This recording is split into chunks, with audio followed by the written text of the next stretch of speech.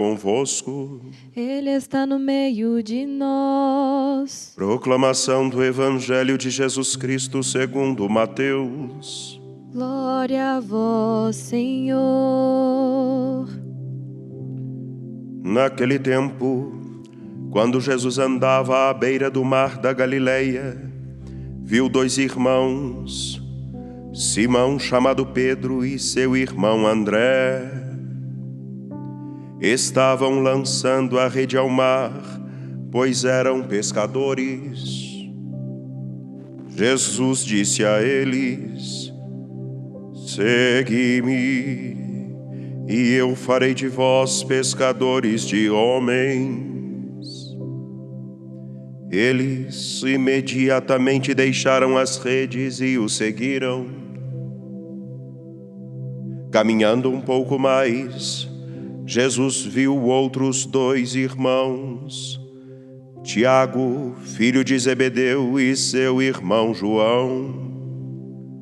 Estavam na barca com seu pai Zebedeu, consertando as redes. Jesus os chamou. Eles imediatamente deixaram a barca e o pai e o seguiram. Palavra da salvação. Glória a vós, Senhor.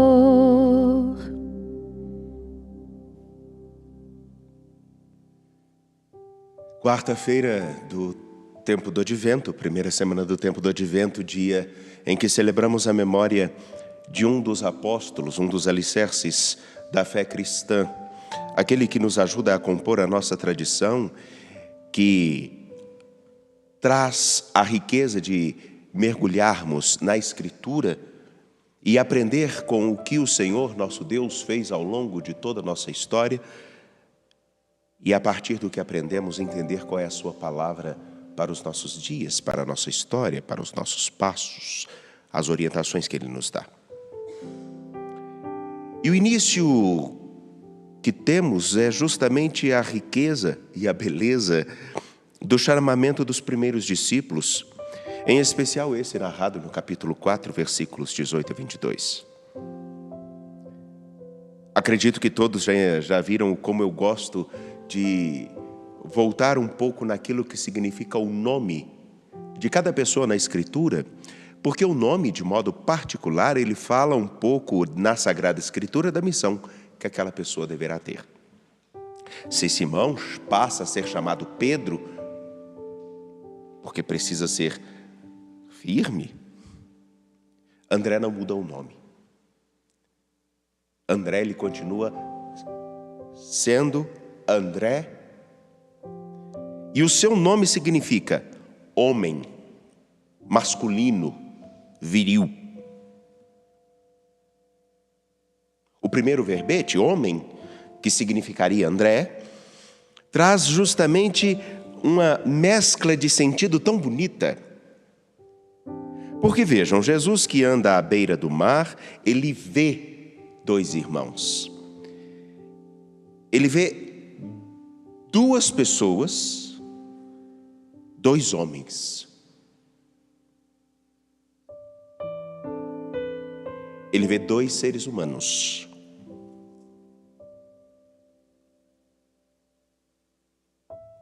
E os chama. Ele os chama enquanto lançam as redes, estão no seu ofício.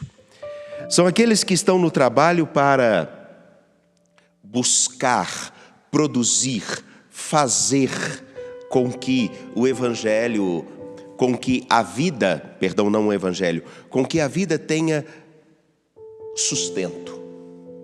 E aí a riqueza daquilo que nós vemos na nossa tradição patriarcal, aonde o homem é que deveria trazer o alimento e o sustento para casa. As mulheres não gostam muito disso. Né, Bárbara? Mais ou menos, né? Eles estavam buscando não só o sustento, mas no ofício de cada dia, colocando sua vida em movimento. Eles são vistos pelo Senhor. Bom, o ver, ele pode nos remeter justamente àquele ponto. Quem vê alguém enxerga não só um corpo que se move. Eu vejo a Bárbara, eu vejo o Felipe. Eu não só os enxergo, mas eu os vejo. Eu presto atenção neles.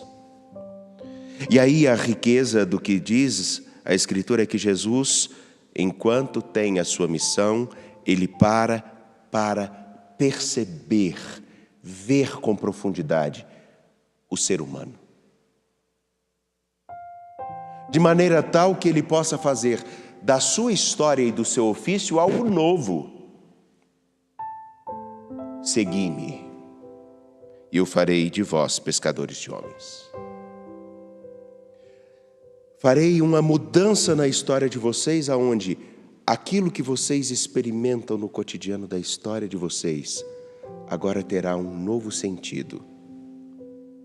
A vida de vocês não será mais para as redes, mas a vida de vocês será para que possam levar o verdadeiro sustento e a verdadeira força, o verdadeiro sentido, a compreensão do que realmente significa ser humano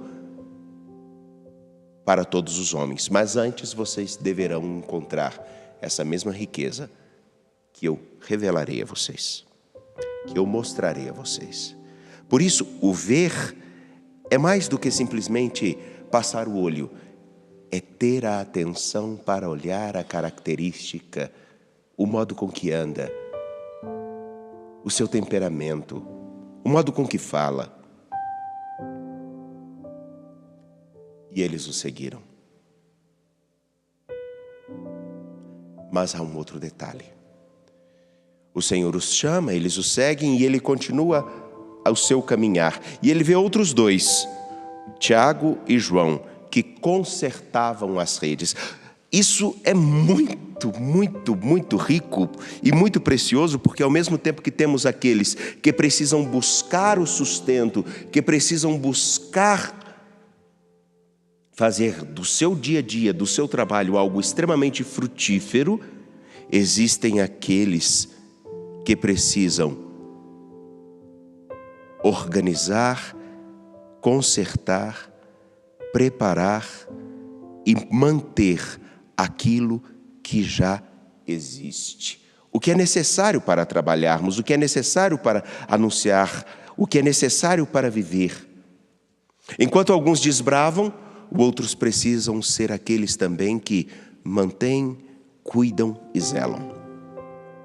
Talvez seja um dos sentidos do nome João, que Deus é misericórdia, Deus é graça, porque o Senhor chama assim alguns para que com virilidade, com força, como homens tragam e desbravem um novo horizonte, uma nova vida, um novo caminho.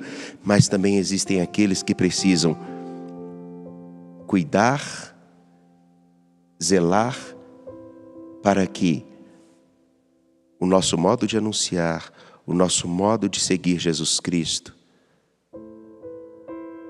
não define. É preciso alguém que dê manutenção e conserto.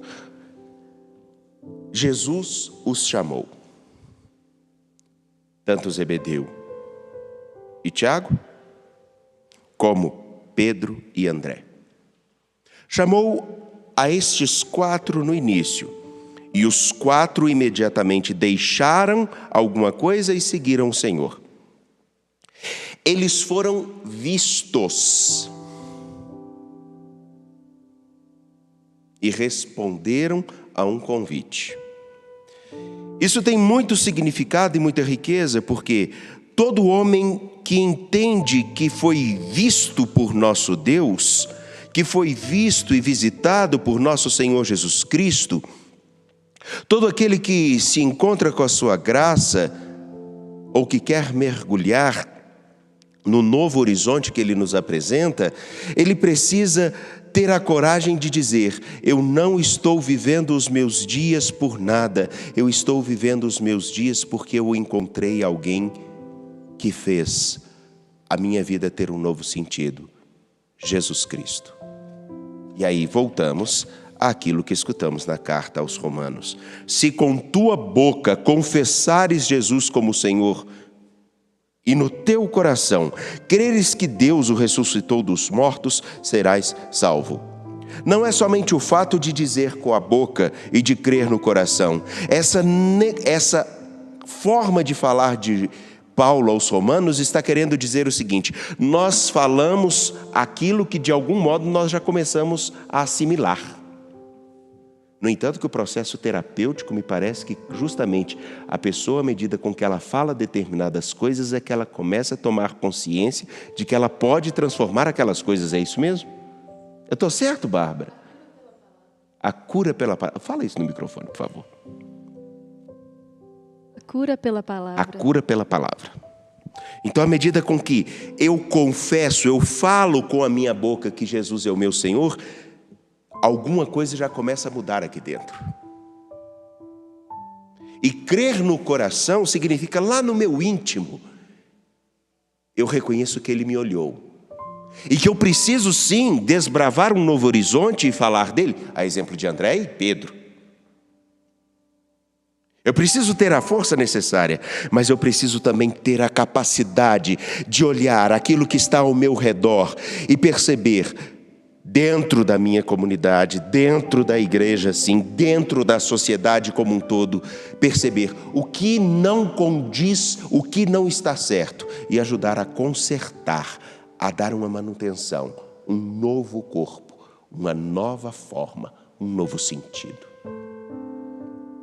Então esse confessar com tua boca e crer no teu coração está intimamente ligado com o modo com que se vive, com que se faz cada coisa.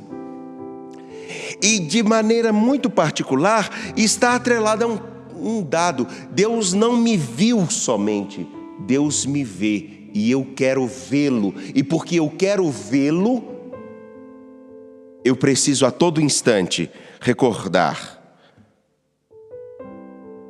não existem diferenças. Eu creio nele, portanto eu falo o seu nome.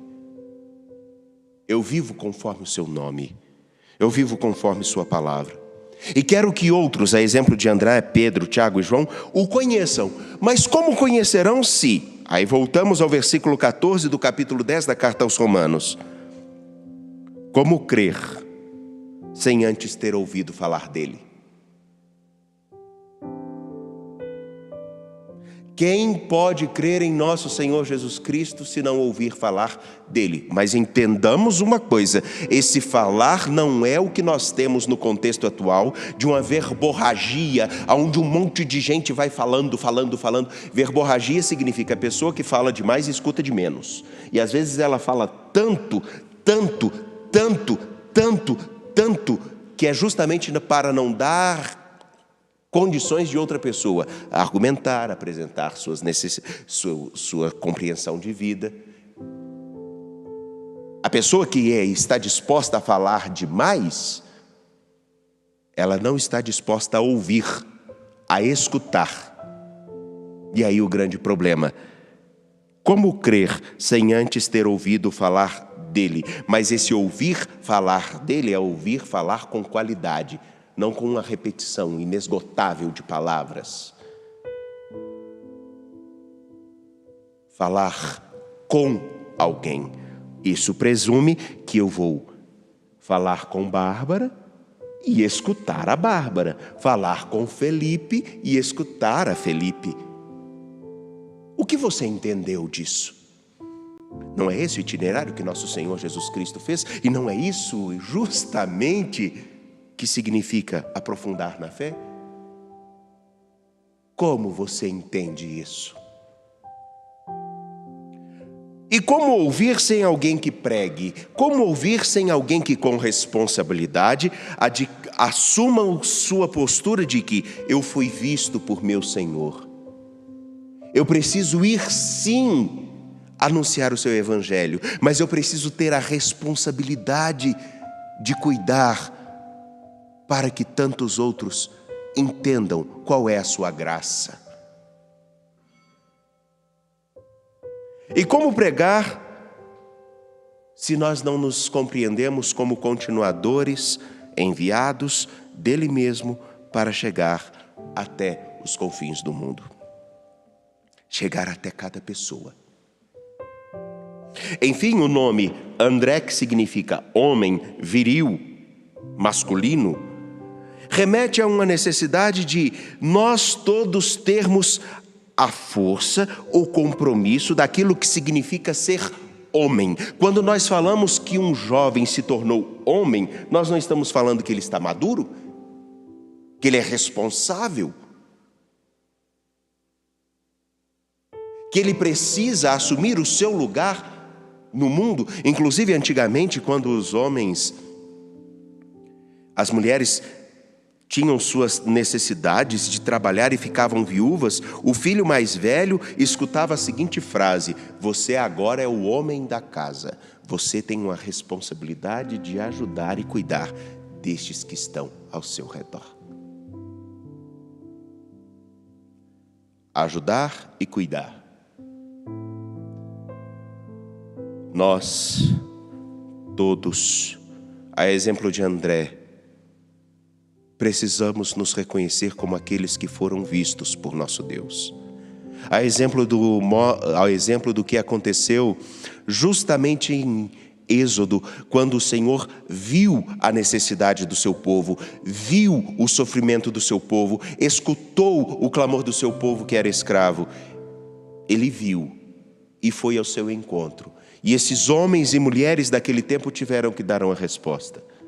O Senhor nosso Deus, passando na narrativa do Evangelho de Mateus, passando à beira do mar da Galileia, viu dois homens, viu outros dois, que eram os primeiros que viu, Pedro e André. Logo depois, Tiago e João com o Pai. Ele os viu e os chamou a construírem uma nova história, com a responsabilidade de não somente falarem dele, mas carregarem no seu coração a seguinte coisa: ele veio ao meu encontro, ele me deu um novo horizonte. Portanto, eu quero viver este novo caminho. E para viver este novo caminho, eu preciso a todo instante ter a capacidade de dizer: meu Senhor e meu Deus.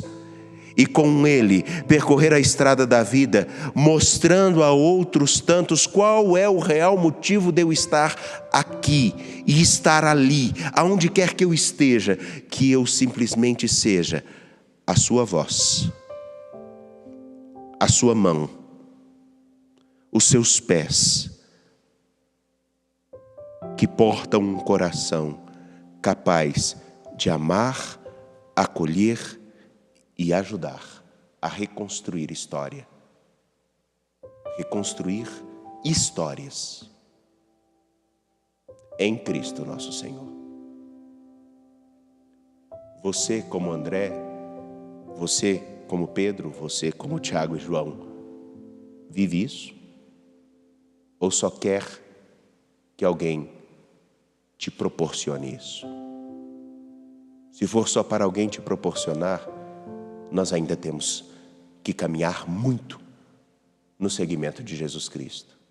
Agora, se for para oferecer isso, estamos começando a trilhar o verdadeiro caminho de seguir a Jesus Cristo. Sem nenhum moralismo, mas perceber a seguinte coisa: o Senhor veio até nós para que possamos ir até os confins do mundo. Se nós só queremos que venha a nós, não compreendemos o teu reino, o reino dele, a vontade dele, e não escutamos a palavra dele. Confiantes em seu amor, de pé,